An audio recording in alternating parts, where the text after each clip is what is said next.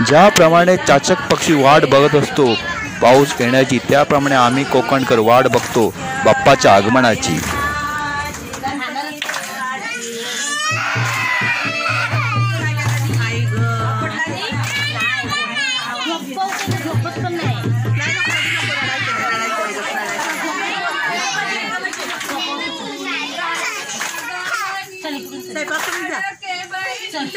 तुला जायला पडदा